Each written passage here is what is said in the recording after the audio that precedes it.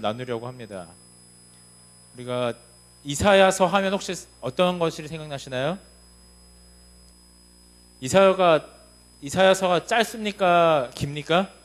상당히 긴 책입니다. 그죠? 그 내용도 술술 익힙니까? 아니면 조금 난해합니까? 술술 익힐 정도의 책은 아닌 것 같아요. 오늘 저희가 그 이사야서의 배경과 또 전반적인 내용들을 잠깐 좀 살펴보면서요. 오늘은 좀 전반부를 살펴보고 또 한두 주 정도 있다가 또 후반부의 내용을 살펴보려고 합니다. 저희가 지금 구약 선지자들이 활동한 시기와 장소에 대해서 지난주에 잠깐 간략하게 언급한 적이 있었습니다. 저희가 지금 이거 앞에 걸 먼저 좀 보도록 하겠습니다. 여러분이 나눠드린 그 유인물에도 좀 나와 있는데요. 지금 이스라엘 왕국의 연대를 잠깐 살펴보면 사울이 몇 년을 통치했습니까? 40년. 그 다음에 다윗은 40년. 그 다음에 또 솔로몬이 40년을 통치를 했습니다. 그 다음에 이제 북방 이스라엘과 남방 유다로 이제 분열이 돼서 이제 북방 이스라엘은 총 208년 동안 이어졌고요. 남방 유다는 그것보다 좀 더 길게 344년 동안 이어져 왔습니다. 그럼 오늘 우리가 공부할 이사야 선지자는 북방 이스라엘에 주로 있었을까요? 남방 유다에 있었을까요? 예, 남방 유다에서 활동한 선지자였습니다. 그래서 여기 보시면 그 이사야 선지자는 거의 한 이때쯤에 활동한 선지자입니다. 그러니까 아수르가 멸망하는 것을 두 눈으로 직접 봤고요. 아수르에 의해서 이스라엘이 멸망하는 것을 봤고, 그는 유다에서 조금 더 긴 시간을 이제 활동한 선지자였습니다. 그래서 이 이사야서에 나오는 그 큰 스토리들은 열왕기 하와 역대 하에서 이제 확인이 가능하고 중복되어져 있습니다. 그래서 열왕기 하와 역대 하에서는 이런 큰 줄기를 보여주고 있고요. 이사야서는 그 중에 그 본인이 활동한 그 시기에 북방 이스라엘과 남방 유다의 영적인 상태를 묘사하고 있습니다. 그래서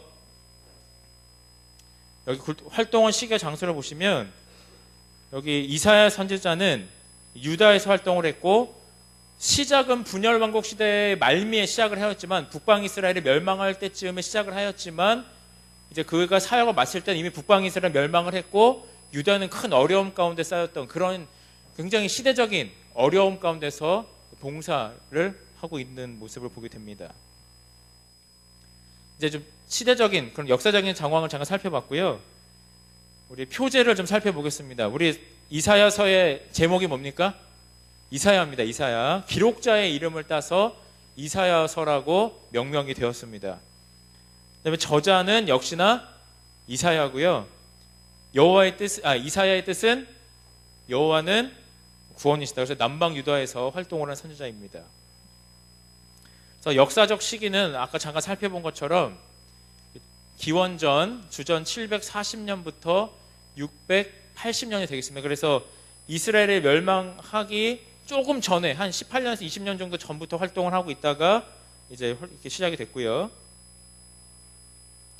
주제는 하나님의 공의로운 심판과 구원자, 즉 메시아에 대한 예언이 그 전체적인 주제가 되겠습니다. 일단 첫 번째 이 묵상을 위한 질문은, 이 당시의 역사적인 상황을 살펴보면 외적으로는 굉장히 큰 번영이 있었던 시기였습니다.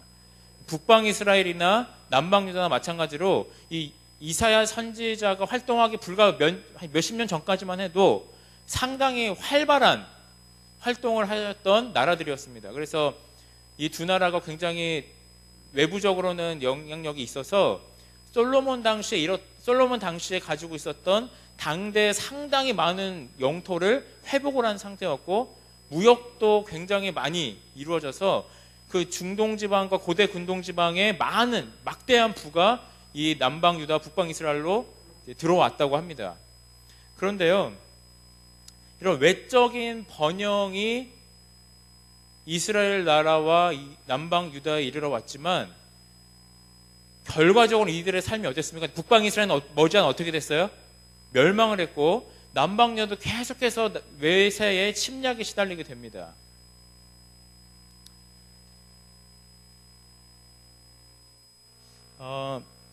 미국의 한 워싱턴 포스트라는 뉴스 잡지에서 메가처치, 그러니까 소위 말하는 대형 교회에 대해서 조사를 했습니다.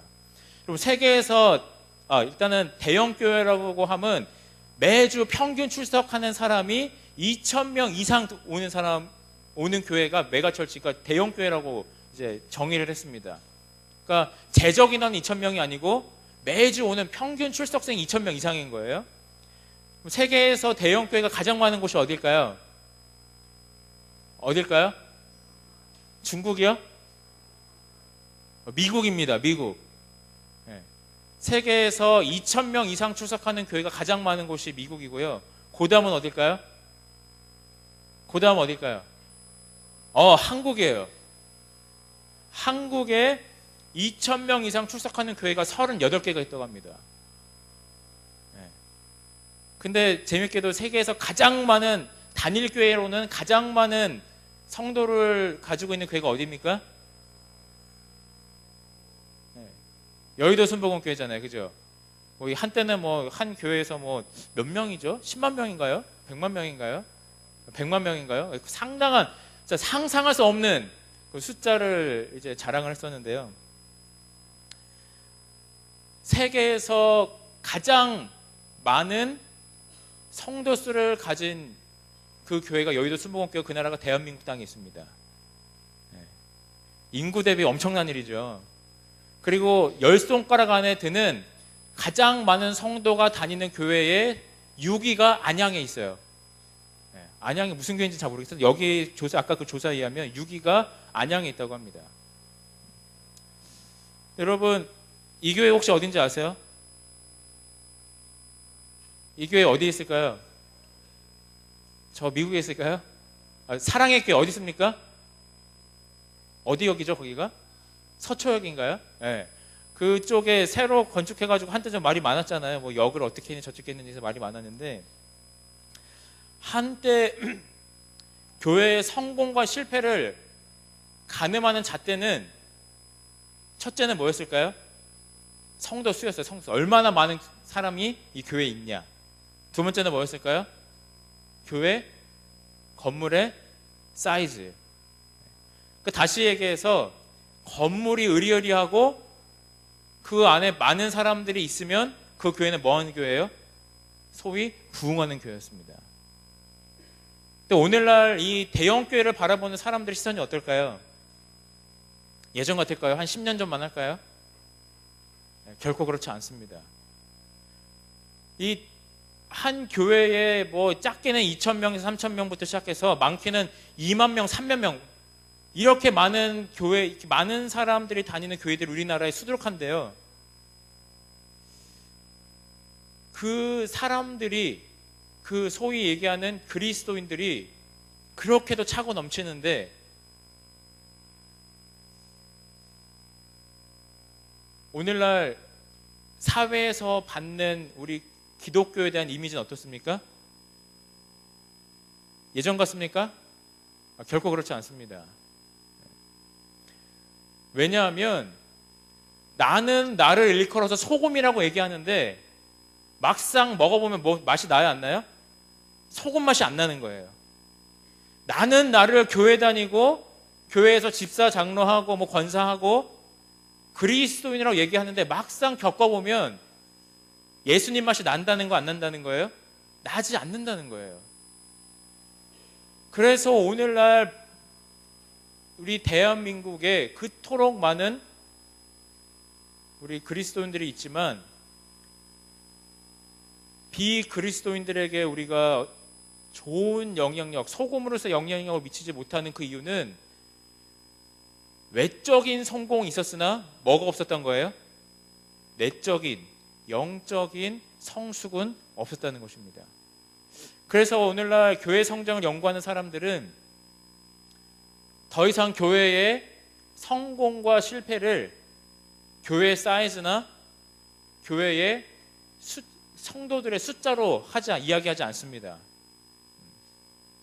오히려 어떤 걸 더 많이 보냐면요, 교회가 얼마나 건강한가를 따져봐요.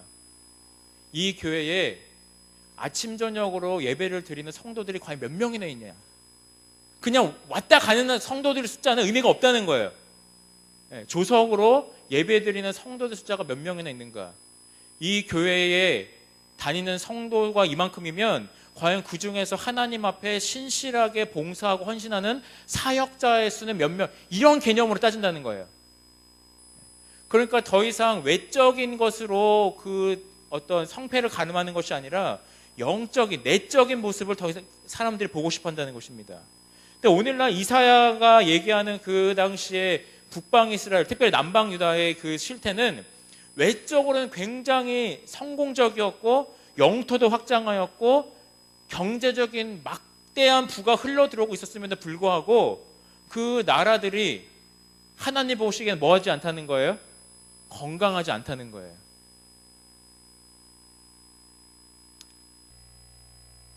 우리 선지자와 왕에 있는 말씀 잠깐 좀 같이 좀 읽어보겠습니다. 같이 읽어볼까요? 시작. 외적인 번영은 거기에 상응하는 영적 능력의 부흥이 수반되지 아니하였다. 성전 예배는 전처럼 계속되고 군중들이 살아계신 하나님을 예배하기 위해 모이기는 했으나 교만과 형식주의가 점차 겸손과 성실을 대신했다. 그러니까 외적인 번영은 있었는데 거기에 상응하는 뭐가 없었다는 얘기입니까? 영적인 부흥은 없었다는 겁니다. 여기에 나타나는 그 영감의 글을 좀 더 살펴보면 오늘날 우리 세대와 굉장히 흡사합니다. 재판관들은 재판을 아주 정의롭게 하지 않고 부한 자들이 가난한 자들을 돌보지 아니하고 점차 가난한 자들은 더 가난해지고 부한 자들은 더 부해질 수밖에 없는 그런 사회적 구조를 갖고 있었다고 영감에 그래서 이야기를 하고 있습니다. 그러니까 어떻게 보면 오늘 우리가 살아가는 시대와 굉장히 비슷한 거예요. 어떻게 보면 우리 개신교회가 그동안 추구해왔던 성공의 기준과 상당히 흡사한 겁니다. 그러나 오늘 이사야서에서 하나님께서 말씀하시는 건 뭐냐면 외적인 성공을 앞서서 뭐가 없으면은요, 그에 상응하는 영적인 부흥이 없다면 그것들은 하나님 보시기에 아주 건강하지 않은 모습이라는 것이죠.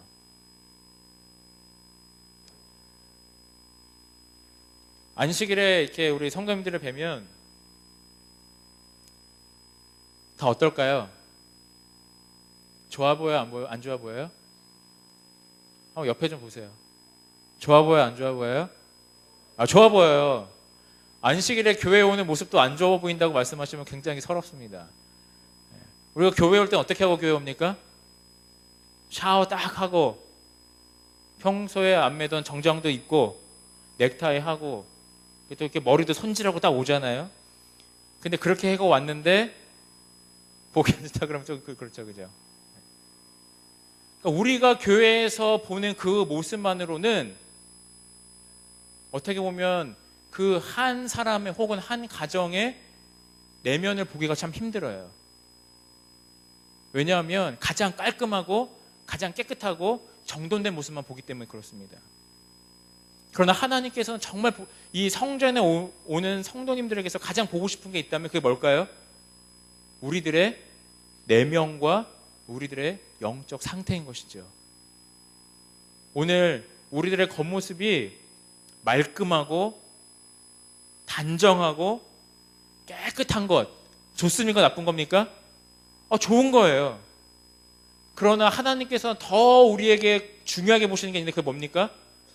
우리가 과연 우리의 내면이 우리의 외모만큼 깨끗한가 단정한가, 하나님 앞에 우리의 모습이 성숙되어 있는가, 그런 것이 하나님께 더 중요하다는 것이죠. 오늘 우리 가운데 외적인 어떤 번영이 있는지 모르겠습니다. 혹 그런 것 때문에 우리의 내면이, 우리의 영적인 것들이 잠시 뒤로 되어서는 안 될 것이라 생각이 듭니다. 오늘 어떻게 보면 우리 대한민국에서, 특별히 우리 재림교회 안에서 그래도 손에 꼽히는, 우리가 전통도 있고 또 저력 있는 태경교회지 않습니까? 우리의 이런 외적인 모습 안에 우리 영적인, 내적인 모습 역시 하나님 앞에 정말 건강하고 그리고 강건한 그런 가정들과 교회가 되시기를 간절히 기도드립니다.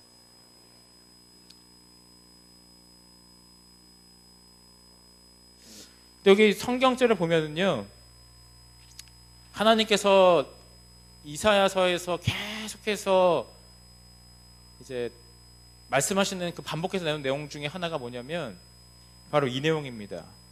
우리 이사야서 30장 1절과 2절 잠깐 보시겠습니다. 시작. 여호와께서 이르시되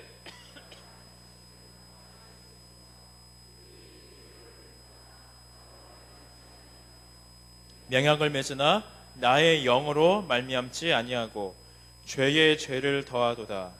그들이 바로의 세력 안에서 스스로 강하려 하며 애굽의 그늘에 피하려 하여 애굽으로 내려갔으되 나의 입에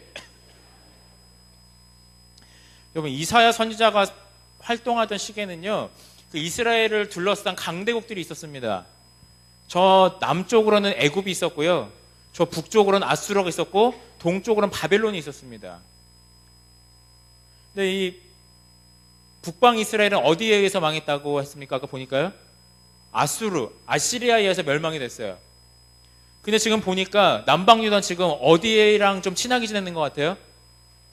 애국과 친하게 지내려고 합니다. 근데 보니까 여호와께서 이르시되 패역한 자식들은 화 있을진저 그들이 계교를, 여기서 말하는 계교는 계획을 세운다는 겁니다.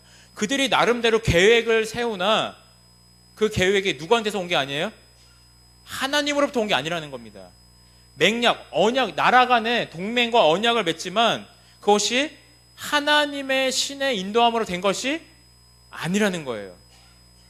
그리고 그들이 바로의 세력 안에서 스스로 강하려 하며 애굽의 그늘에 피하려 하여 애굽으로 내려갔을 때 뭐 하지 않았어요? 나의 입에 묻지 아니하였도다. 여러분, 이스라엘을 잘못한 거는 애국과 친하게 지내는 게 잘못한 겁니까? 아니에요. 이스라엘이 잘못한, 남방 유다가 잘못한 것은 그들이 계획을 잘 세운 걸 잘못했다는 말입니까? 그렇지 않아요. 하나님께서 지적하고 싶은 건 뭐냐면 그 계획과 그 동맹과 그 화친이 누구에게서 나오지 않았다는 겁니까? 하나님에게서 나오지 않았다는 거예요.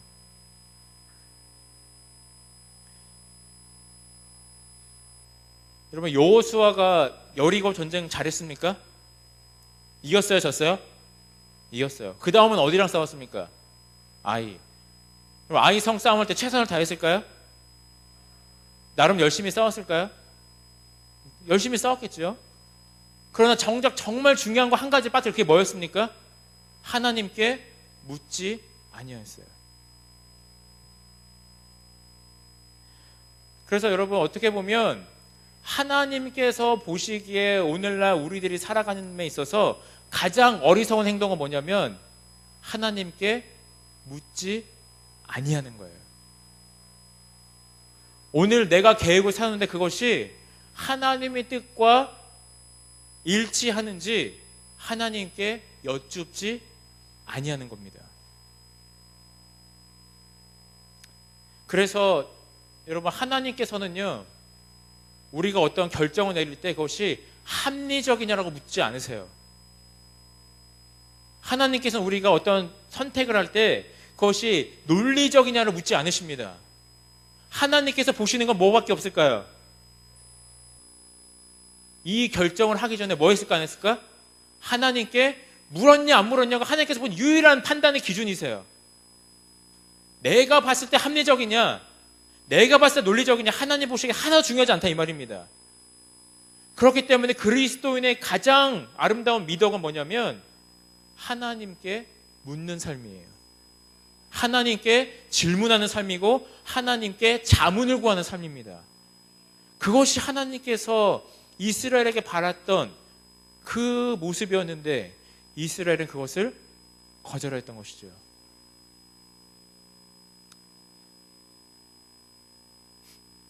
사탄이 가장 두려워하는 존재가 있습니다. 우리 눈으로 같이 읽어주시면 감사하겠습니다.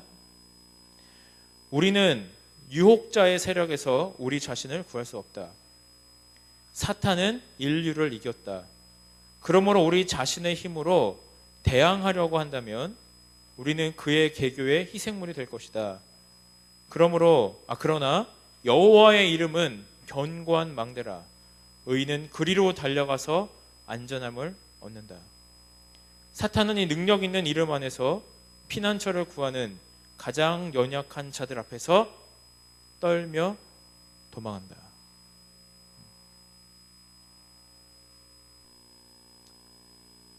여러분, 우리랑 사단이랑 싸우면 누가 이길까요? 네, 사단이 이기죠. 절대로 단 한 번도 이길 수 없어요. 유치원생이랑 고등학교 일진이랑 싸우면 누가 이길까요? 유치원생이 아무리 열심히 푸시업하고 뜀뛰기 하고 기술 좀 배워도 고등학교 일진 이길 수 있을까요? 모르겠어요. 이길 수 있는 가능성이 있는지 없는지. 저도 질 것 같아요. 근데 우리가 하는 싸움은요, 유치원생이 그 유치원 도시락 가방 메고 고등학교 일진이랑 싸우는 것보다 더 힘든 싸움이다 이 말입니다. 근데 고등학교 일진이랑 헤비급 프로 챔피언이랑 싸우면 누가 이길까요? 당연히 챔피언이 이기겠죠.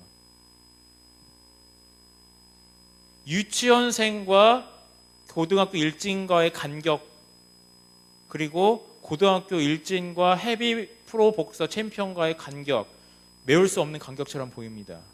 근데 이것보다 훨씬 더 큰 간격이 누구 사이에 존재하냐면 나와 사단 사이에 존재해요. 그리고 이것보다 훨씬 더 큰 간격이 사탄과 예수 그리스도 사이에 존재합니다. 그 간격은 뛰어넘을 수 없는 간격이에요. 레벨이, 소위 말하는 레벨과 다른 겁니다. 여러분, 이 유치원생이 일진이랑 싸워서 이길 수 있는 방법이 하나 있다면 뭐가 있을까요? 헤비급 복서를 뭘로 두면 돼요? 뭐 아빠로 두든 자기 자기 보호자로 두든 헤비급 복서만 옆에 있으면 뭐 할 수 있어요? 이길 수 있어요. 근데 헤비급 복서가 한 번 혼내줬다고 해서 의기양양해서 혼자 돌아다니면 어떻게 돼요? 큰일 납니다. 어떻게 될까요? 혼자 있는 거 보고 또 혼내러 와요, 고등학생이. 그렇다면 여러분, 우리가 사단과 싸우면서 꼭 한 가지 기억해야 될 것이 있다면 뭘까요? 한 번 이겼다고 해서 혼자 다니면 돼야 안 돼요? 절대 안 돼요. 언제 이겼냐는 듯이, 언제 졌냐는 듯이 사단이 와서 우리와 싸워서 우리를 짓누릅니다. 그렇기 때문에 그리스도인들에게 있어서 가장 안전하고 가장 확실히 우리를 보호할 수 있는 길은 뭐냐면 챔피언과 24시간 동행하는 거예요. 그럼 챔피언이 누굽니까? 예수님이세요.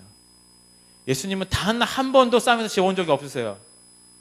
그 하나님의 아들 예수 그리스도와 우리가 24시간 동행할 수만 있다면 사탄과 싸워서 이길 수 있습니다. 그래서 이스라엘의 가장 어리석은 행동이 하나님께 자문하지 않고 하나님께 묻지 않고 하나님과 동행하지 않은 그것이라면 세상에서 가장 지혜롭고 가장 안전한 사람이 있다면 그 어떤 사람일까요? 하나님께 나의 발걸음을 여쭙고 나의 선택을 하기 전에 하나님께 기도로 자문을 구하고 24시간 챔피언과 동행하는 삶, 그 삶이 가장 안전하고 가장 확실한 삶이에요. 오늘 사탄이 가장 두려워하는 존재는 여기 보니까 어떤 존재예요?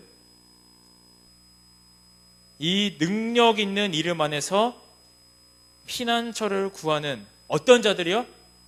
가장 연약한 자들 앞에서 사단이 떤다는 거예요. 우리가 하나님과 동행하기를 갈급하기 위해서는 반드시 인정해야 되는 것 한 가지가 있는데 그게 뭐냐면 나의 연약함입니다.